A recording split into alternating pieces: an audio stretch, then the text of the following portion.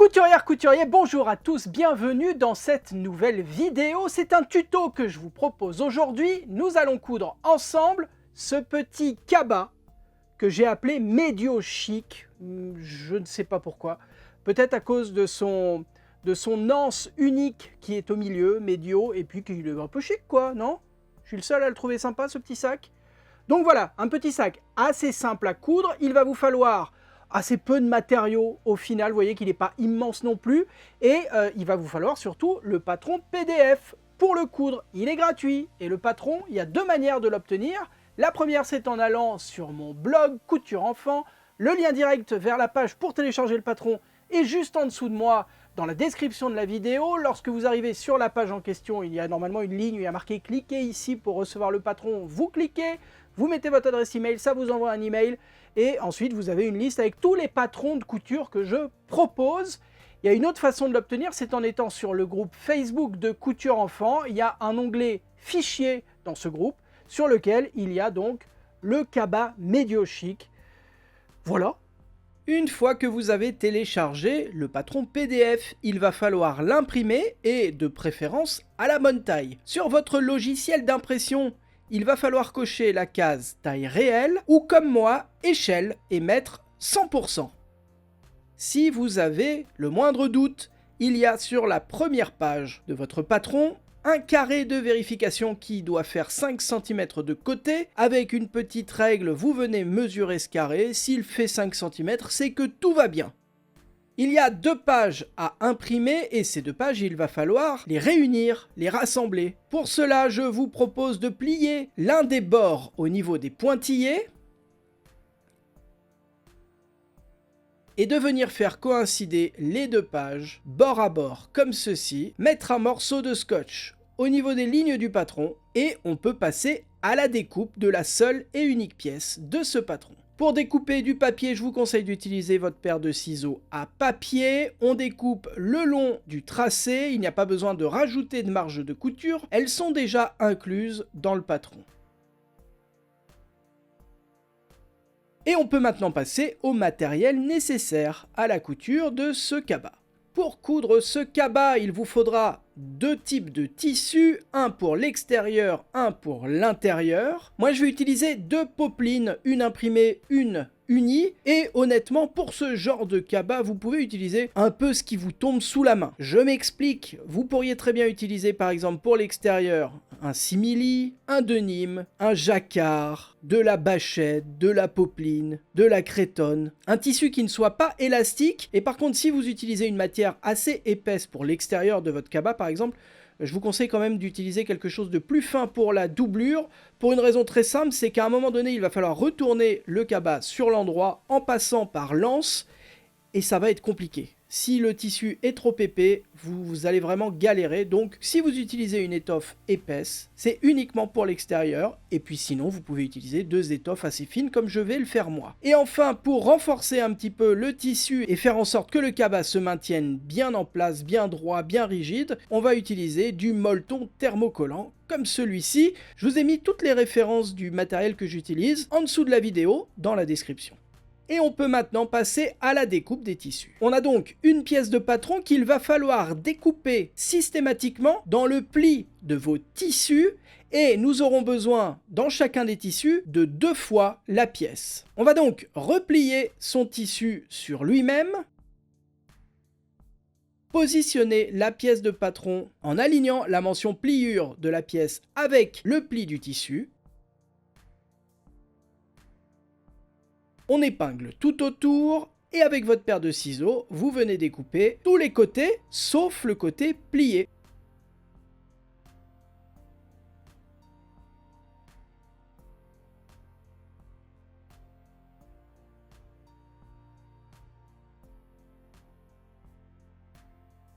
Dans ce même tissu, on recommence le processus, on découpe à nouveau une pièce.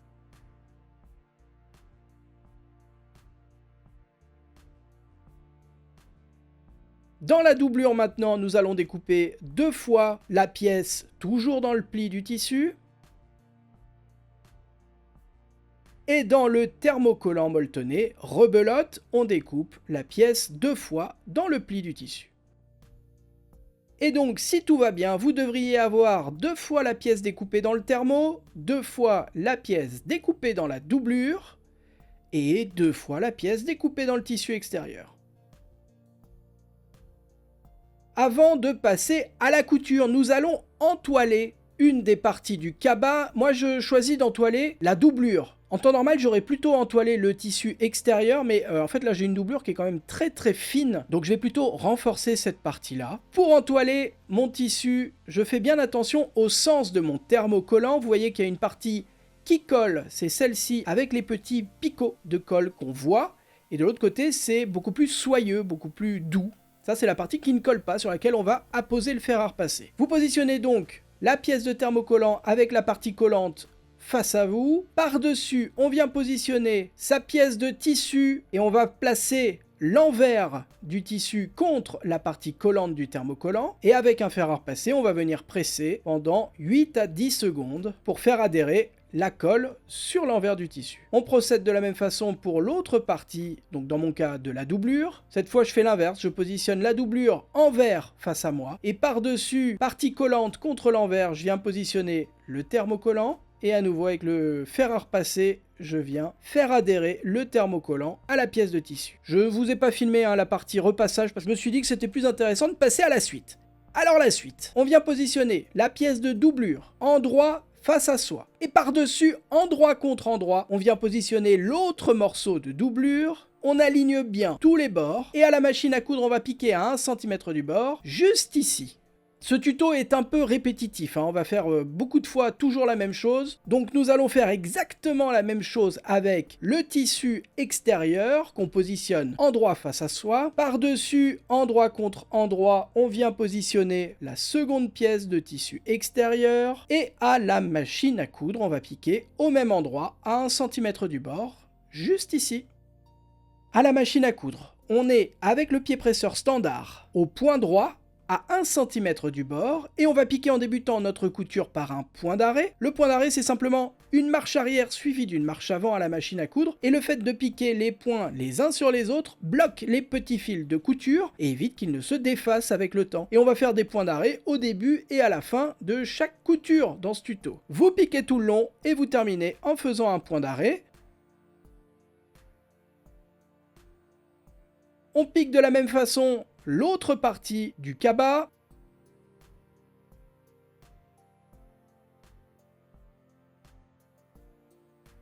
On coupe tous les petits fils de couture qui dépassent. Hop, petite pause dans ce tuto. Est-ce que vous avez pensé à vous abonner à cette chaîne YouTube? C'est gratuit, c'est le gros rectangle rouge. Juste en dessous de moi, il y a marqué abonnement. Il suffit de cliquer et vous êtes une personne sur deux à regarder mes vidéos régulièrement sans être abonné. Alors, allez, on enchaîne. Nous avons donc maintenant les deux parties qui sont cousues de cette façon. Nous allons les ouvrir.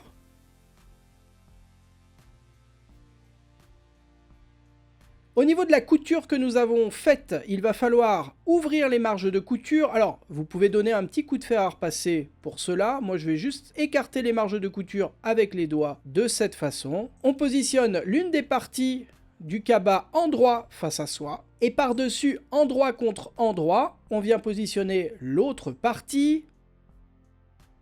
À nouveau, on vient ouvrir les marges de couture au niveau de la couture que nous venons de faire. On va épingler les coutures entre elles ou mettre une petite pince pour éviter que ça bouge.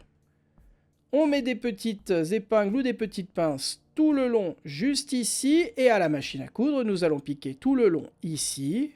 Et la même chose de l'autre côté, juste là. À la machine à coudre, on est toujours avec le pied presseur standard, on pique au point droit à 1 cm du bord en débutant sa couture par un point d'arrêt. On pique tout le long en prenant son temps dans l'arrondi. On prend bien son temps pour rester à 1 cm du bord tout le long de l'arrondi. Et lorsqu'on arrive à l'autre bout, on termine en faisant un point d'arrêt. On pique de la même façon l'autre côté. On coupe tous les petits fils de couture qui dépassent.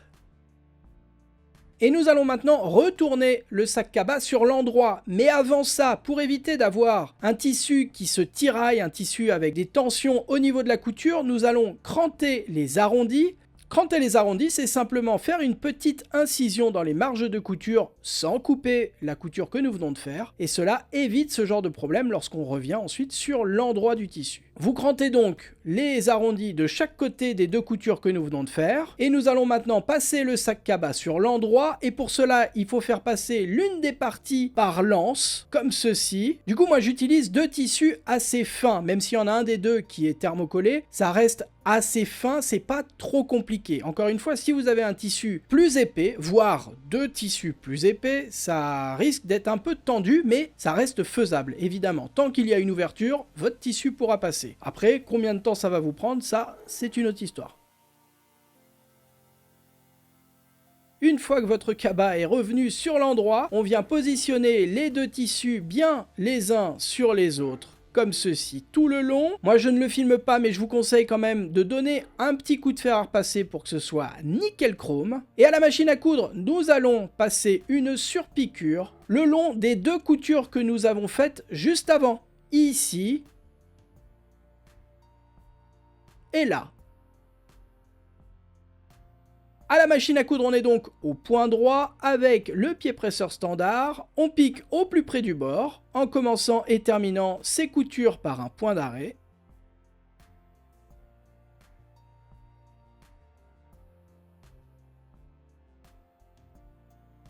On coupe tous les petits fils de couture qui dépassent. Et boum! Il est temps maintenant de former le sac cabas. Pour cela, nous allons positionner un côté du tissu extérieur avec l'autre côté. On les positionne endroit contre endroit en faisant coïncider chaque bord. On fait exactement la même chose avec le tissu de doublure. Vous voyez que l'anse se retrouve coincée au milieu de tout ce bazar, c'est normal. Vous faites bien coïncider les bords et surtout vous faites bien coïncider également les coutures de chaque côté. Il faut que les coutures soient bien l'une en face de l'autre. Et à la machine à coudre, nous allons piquer ici, ici, ici, et du côté de la doublure, nous allons laisser une ouverture d'une quinzaine de centimètres, ouverture qui va nous servir à la fin à retourner le sac cabas sur l'endroit encore une fois. On met des petites épingles tout autour, ou des petites pinces comme moi, et on passe à la machine. Moi, je vais commencer par piquer la partie avec l'ouverture, parce que sinon, je me connais, je vais oublier, ce serait dommage. Donc, on commence sa couture en faisant un point d'arrêt. On pique quelques centimètres et on s'arrête pour laisser l'ouverture en faisant un point d'arrêt.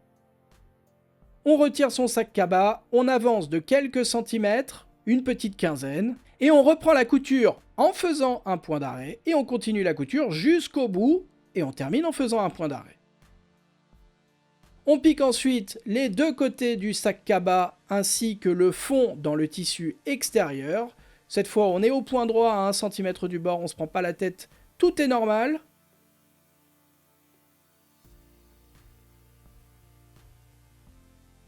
On coupe tous les petits fils de couture qui dépassent. Nous allons maintenant former les angles du sac cabas. Ça va donner du volume au sac. Pour cela, vous venez tirer comme ceci sur les coins et ça aura pour effet de venir faire coïncider les coutures du fond et celles du côté du sac cabas entre elles. Comme ceci. Vous ouvrez les marges de couture avec les doigts pour éviter un gros bourrelet au niveau de la couture. Vous venez mettre une petite épingle ou une pince au niveau des deux coutures pour les maintenir bien face à face. Et à la machine à coudre, on va passer une couture à 1 cm du bord, tout le long, juste ici. On va faire exactement la même chose pour les 3 autres angles du sac cabas.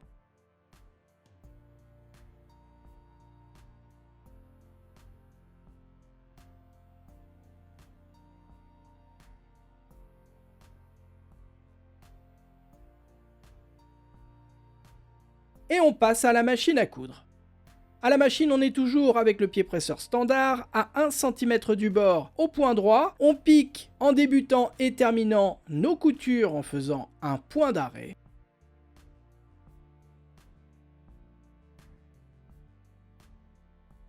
On coupe tous les petits fils de couture qui dépassent. Et allez, on a bientôt terminé. On va retirer une partie des marges de couture dans chacun des angles pour éviter d'avoir trop de matière à cet endroit-là. Donc avec votre paire de ciseaux à tissu, vous venez retirer quelques millimètres d'excédent de marge de couture en faisant attention à ne pas couper la couture que nous venons de faire. Et par l'ouverture que nous avons laissée dans le fond de la doublure, nous allons retourner le sac cabas sur l'endroit. On lui donne une jolie forme en repoussant bien les angles, en repoussant bien les coutures partout. Et il va falloir refermer l'ouverture que nous avons laissée dans le fond de la doublure. On commence par rentrer les marges de couture à l'intérieur du sac cabas. Comme ceci, normalement si vous tirez un petit peu, ça devrait les faire rentrer de façon quasi automatique. Et à partir de là, deux solutions. Soit on referme en faisant une couture invisible à la main. Moi la couture à la main c'est pas spécialement mon truc, donc je vous propose plutôt de faire une surpiqûre discrète tout le long de l'ouverture à la machine à coudre. On n'a rien touché au réglage, on est toujours avec le pied presseur standard au point droit, on pique au plus près du bord tout le long de l'ouverture en débutant et terminant par un point d'arrêt. Et vu que cette ouverture se trouve dans le fond du sac, vous ne verrez pas la couture une fois que vous avez terminé. On coupe tous les petits fils de couture qui dépassent. Vous pouvez rentrer la doublure à l'intérieur du sac cabas et c'est terminé. Bravo à vous! Merci à toutes et tous d'avoir suivi cette vidéo jusqu'ici. Vous le savez, si vous suivez mes tutos et mes revues de presse depuis 7 mois maintenant, je propose un mot mystère, un mot de couture qu'on se partage ensuite dans les commentaires de la vidéo juste en dessous. Ça vous permet, vous, de découvrir ou de redécouvrir du vocabulaire de couture. Et moi, ça me permet de voir les personnes qui vont effectivement au bout des vidéos. Et le mot du jour, il est un petit peu particulier. Je suis pas sûr que ça vous serve vraiment en couture, mais moi, je l'ai trouvé intéressant. C'est vertugadin. Et le vertugadin, c'est une espèce de bourrelet que les femmes se mettaient à la fin du XVIe siècle autour des hanches qui amplifiait en fait la robe à ce niveau-là, quoi. C'est comme une crinoline, sauf que celle-ci venait à la base d'Espagne et ça a été adapté à la cour de France, quoi. Voilà, donc cette espèce d'énorme robe avec un bourrelet qui s'appelait le vertugadin. Et alors, quelle est la différence entre un vertugadin et une crinoline? Je vous avoue que j'ai pas compris la nuance entre les deux types de robes, enfin en tout cas les deux accessoires qui servent à amplifier les hanches. Tout ce que je sais, c'est que ça devait être particulièrement immétable dans la mesure où les gens à la cour ont été obligés d'inventer une chaise, la chaise à vertugadin, pour que les dames, puissent s'asseoir sans que ça gêne, quoi, sans que tout ça remonte. Il y avait donc des chaises spéciales pour que les femmes puissent s'asseoir avec leur vertugadin. Merci à toutes et tous d'avoir suivi cette vidéo jusqu'ici, j'espère qu'elle vous a plu. Si c'est le cas, vous connaissez la rengaine maintenant, il suffit de me le dire en laissant un petit commentaire, un pouce en l'air et surtout en vous abonnant à cette chaîne YouTube. C'est le gros rectangle rouge juste en dessous de moi où il y a marqué abonnement. C'est gratuit, il suffit de cliquer. Si vous avez trop d'argent en ce moment, ça peut arriver. Vous pouvez également soutenir cette chaîne YouTube, me permettre d'en vivre un peu mieux, de pouvoir payer les notes d'électricité, les morceaux de tissu, etc. qui permettent de faire tourner cette chaîne YouTube. C'est évidemment pas obligatoire du tout, surtout en ce moment, je comprends tout à fait que ce soit pas possible, mais c'est faisable via YouTube avec le bouton rejoindre juste à côté. Il y a différents paliers qui vous permettent de donner une fois ou régulièrement, donc via YouTube. Si c'est possible pour vous, merci infiniment. Si ça n'est pas possible, il n'y a aucun souci. Moi, je vous dis à la semaine prochaine pour 2 nouvelles vidéos. D'ici là, prenez soin de vous. Bonne couture. Bye bye.